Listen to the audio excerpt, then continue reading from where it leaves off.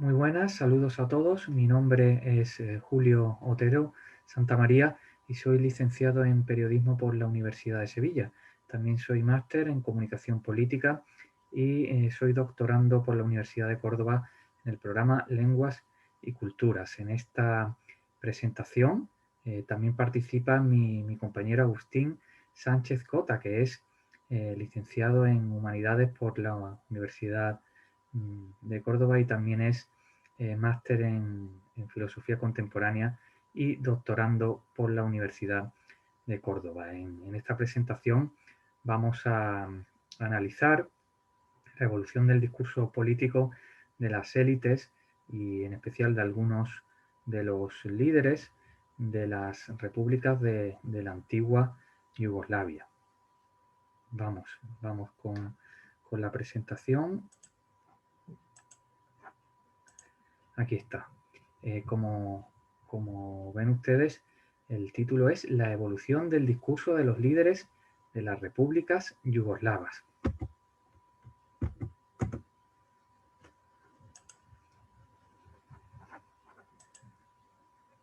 Sí.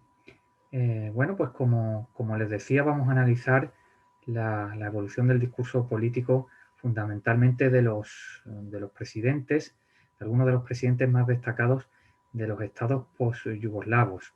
Un discurso político que ha evolucionado en los últimos años, incluso en las últimas décadas, y cuya evolución, ya sea sincera, por conveniencia, nosotros no vamos a entrar en eso, pues ha tenido como resultado un refuerzo de su permanencia en el poder. Es un discurso que ha evolucionado con el contexto interno y con el contexto internacional y bueno, pues que ha sido adaptativo y les ha ayudado, como decía, a permanecer en el poder. Vamos a analizar el discurso de las élites yugoslavas y después de los distintos países eh, que surgieron de la desintegración de este Estado por periodos. Lo primero es el discurso del socialismo, del llamado socialismo autogestionario, que era la ideología que imperaba en la antigua República Federal Socialista de Yugoslavia. Pues en primer lugar, ese discurso estaba impregnado por el internacionalismo proletario, algo que es común al resto de estados socialistas de Europa del Este e incluso del mundo. Y bueno, en concreto el régimen tenía el lema de hermandad y unidad. Eh, Hermandad y unidad entre los distintos pueblos y entre las distintas repúblicas federadas. Eran la mayoría de los llamados pueblos constituyentes y todas esas repúblicas eran de origen eslavo.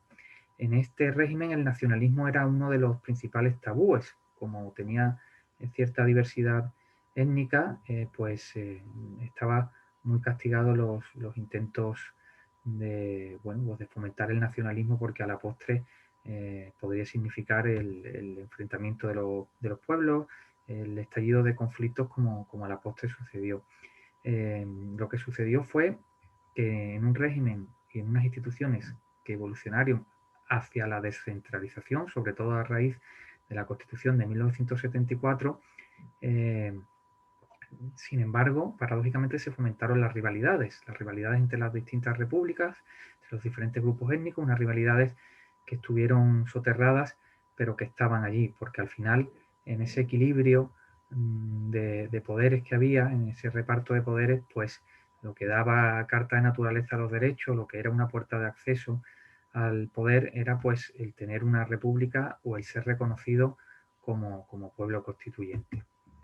Ya en los años 80, cuando el régimen entra en crisis económica y crisis institucional, fundamentalmente porque desde nuestro punto de vista, a partir de esa constitución del 74, se crea un Estado muy descentralizado, eh, innovador, pero que derivó en un Estado disfuncional, pues en ese año el discurso de las élites va cambiando en esta crisis de régimen de los 80.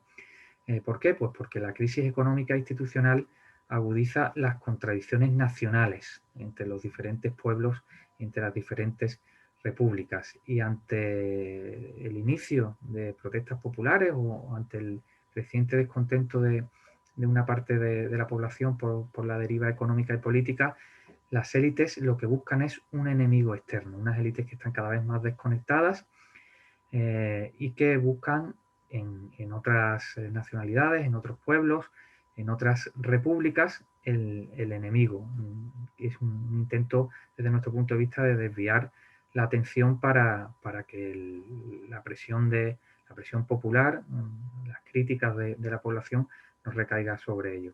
Y en este contexto, pues el nacionalismo emerge eh, entre reformistas de dentro del aparato de la Liga de los Comunistas Yugoslavos como de opositores al régimen. Se va consolidando como la ideología, por así decirlo, dominante.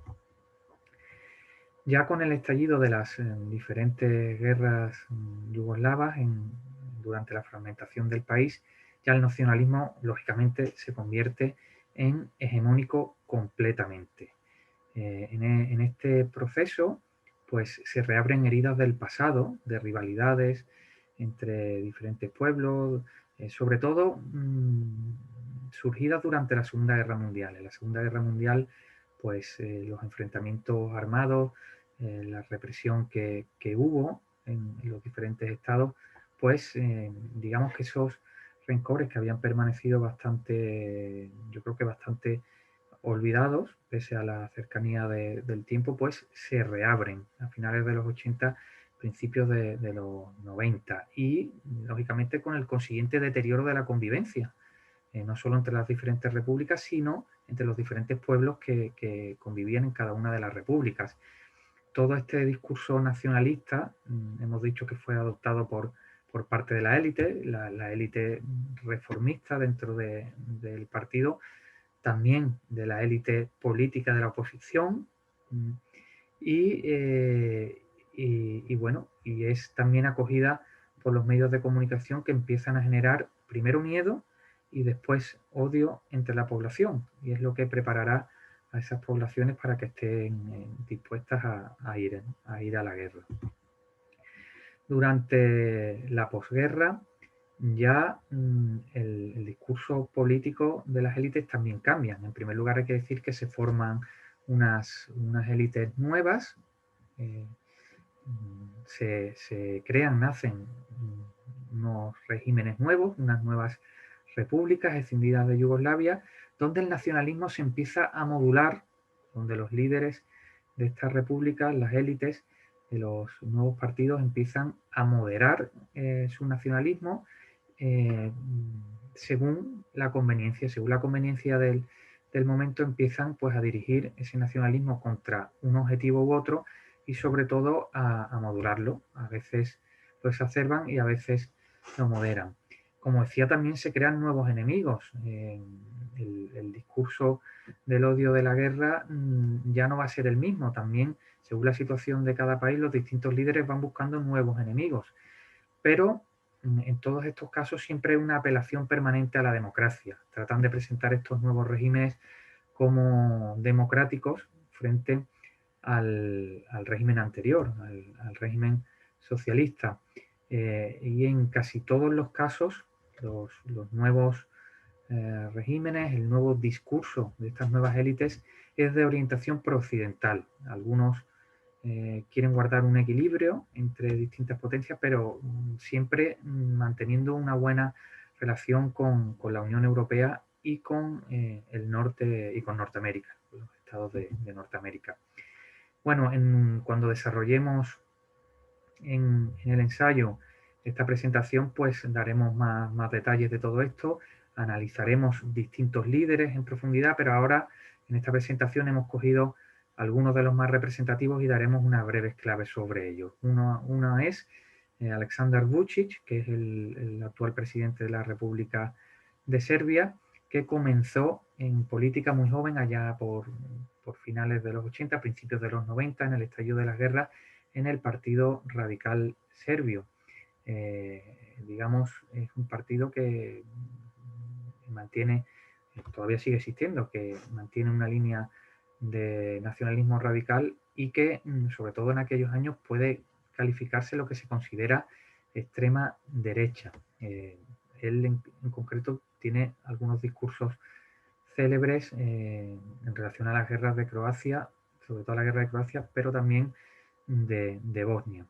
Eh, con la finalización de las guerras de Croacia y Bosnia, Aleksandar Vučić, junto con otros compañeros del Partido Radical, abandera un nuevo proyecto político, el del Partido Progresista Serbio, que es un partido mucho más moderado y proeuropeo. Serbia pidió el ingreso en la Unión Europea y su partido en el Partido Popular Europeo. Y entre bueno, los cambios de posiciones con respecto a diversos temas o esa moderación, podemos destacar el intento de normalizar relaciones con la República de Kosovo, que era provincia autónoma de Serbia y cuyo Estado no está actualmente reconocido en la ONU, pero que sigue manteniendo un contencioso con Serbia que les impide a ambos entrar en la Unión Europea. También hemos analizado el discurso de Milo Đukanović, del presidente de la República de Montenegro, que lleva en el poder pues desde prácticamente principios de los 90. Él fue el primer ministro más joven de Europa, pertenece a la antigua élite comunista, él fue miembro de la Liga de los Comunistas Yugoslavos y comenzó sus primeros éxitos en política, llegó al poder elogiando a Slobodan Milošević y como aliado de Serbia en el nuevo Estado que se creó, la República Federal de Yugoslavia. Él pues, destacó en la justificación del ataque del Ejército Nacional de Yugoslavia a la ciudad croata de Dubrovnik. Pero con el paso de los años, cuando, sobre todo a raíz de las diferentes derrotas de los objetivos políticos de Serbia, fundamentalmente por la intervención internacional, comienza a alejarse del gobierno serbio y comienza a defender la independencia de Montenegro, cosa que finalmente se produce tras un referéndum y tras su consolidación en el poder, para lo cual tuvo que romper con su antiguo aliado, con Momir Bulatović, que permaneció fiel a la alianza con Serbia. Y bueno, entre otros, en ese cambio de discurso político, podemos destacar que Montenegro hoy es miembro de la OTAN, que se ha enfrentado a Rusia, que ha reconocido a la República de Kosovo y que el gobierno de Montenegro pues, ha abrazado un nacionalismo montenegrino de nuevo cuño, que es antiserbio, a pesar de que bueno, son dos pueblos muy parecidos y que incluso muchos montenegrinos se consideran a sí mismos serbios. Y también hemos analizado el discurso de Milorad Dodik, que fue presidente hasta hace poco de la República Srpska, de la República de los Serbios de Bosnia, que es líder del Partido Socialdemócrata de esta república y que es el miembro de la presidencia, el representante serbio de la presidencia Bosnia, que es una presidencia tripartita, donde están los tres pueblos constituyentes que se van rotando cada 6 meses en el poder. Él comenzó como una alternativa moderada a Radovan Karadzic, que está condenado por crímenes de guerra por el Tribunal Penal Internacional de La Haya, y él comenzó pues siendo muy crítico con Karadzic, con las acciones militares durante la guerra de Ratko Mladic, también condenado, y fue visto como pues fue apoyado por Occidente por ello. Calificó a la matanza de Srebrenica como genocidio también, pero poco a poco de aliado pasó a enemigo de Occidente, porque en la dinámica de Bosnia y Herzegovina, la división entre los pueblos es real en el día a día, no apenas conviven juntos, pese a compartir Estado, y allí pues es un conflicto, digamos, que se ha enfriado. La dinámica política es del enfrentamiento entre los representantes de las distintas etnias, de los croatas, bosniacos y serbios. Y bueno, el objetivo principal de Dodik ahora es la independencia de la República Srpska. Ha amagado varias veces con un referéndum. Es a menudo criticado por Occidente, él es muy crítico para lo que suelen ser los estándares de la zona con Occidente, se opone a la entrada de Bosnia en la OTAN, se ha acercado mucho al presidente ruso Vladimir Putin Y bueno, pues al contrario que al principio de su carrera, pues no se muestra ya tan crítico con Karadzic, al que le ha dedicado un centro oficial, se le ha puesto su nombre ante las críticas internacionales y, pues, por ejemplo, ha abanderado que, bueno, pues que se elabore un nuevo estudio sobre la matanza de Srebrenica para determinar sus causas, lo que ha sido calificado de revisionismo histórico, de negacionismo, y también le ha conllevado muchas críticas desde el lado bosniaco y desde el establishment de la Unión Europea.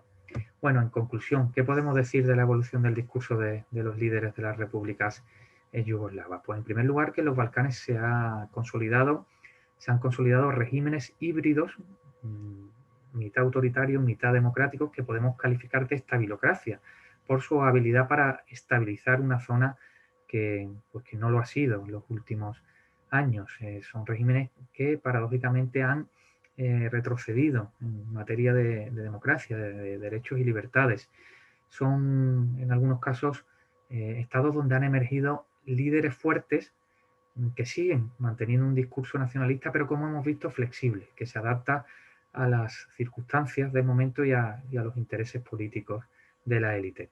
Y para mantenerse en el poder, las nuevas élites, los nuevos líderes tienen una gran, esto es tradición en los Balcanes, una gran habilidad diplomática y saben moverse muy bien, jugar sus cartas y hacer equilibrios estratégicos para permanecer en el poder. Bien, pues esto ha sido nuestra presentación. Esta ha sido la evolución del discurso de los líderes de las repúblicas yugoslavas, una presentación de Julio Otero Santamaría y de Agustín Sánchez Cota, que esperamos que les haya gustado a todos. Agradecemos al profesor Manuel Bermúdez la organización de este simposio y yo personalmente quería agradecer también a Vicente González que me ayudara en los aspectos gráficos de la presentación. Muchas gracias por su atención.